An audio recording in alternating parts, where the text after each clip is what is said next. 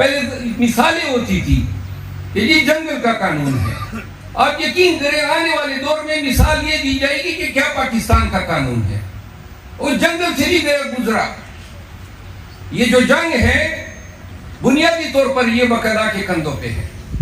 معاشرے میں استاد، طالب علم، صنعت کار، دکاندار یا مزدور، اس کو یہ علم نہیں ہے کہ قانون نے اور آئین نے عوام پاکستان کو کیا حقوق دیے ہیں.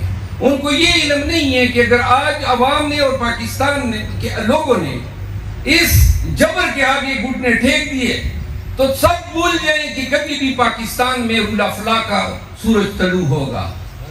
ان لوگوں کو کون واپس اپنی جگہ پہ لے جائے گا؟ یہ پولیس کو، یہ اداروں کو، یہ ڈپٹی کمشنر کو، یہ آئی جی کو، کون ان کو واپس اپنی اوقات یاد دلائے گا؟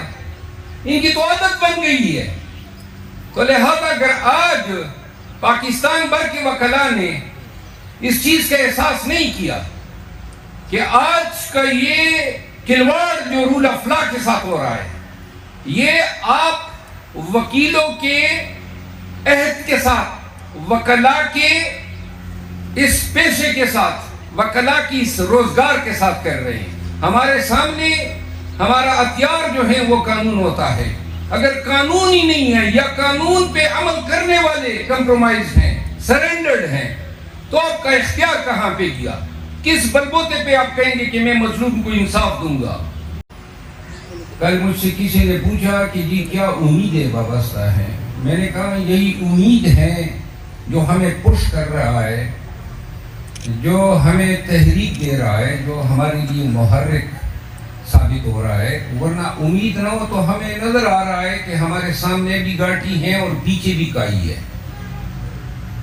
میں آپ کو بتا دوں، یہ جو آج خان صاحب نظر بند ہیں، یہ کوئی کیسز کے کھاتے میں نہیں ہے، کوئی قانونی جنگ نہیں ہے. کیسز، ان کے تمام کیسز، آپ سب لیگل فریٹرنیٹی سے تعلق رکھتے ہیں، ان کے کیسز کی اوقات ہی کچھ نہیں ہے. کیا سائفر اور کیا توشہ خانہ اور کیا 9 مئی کے واقعات.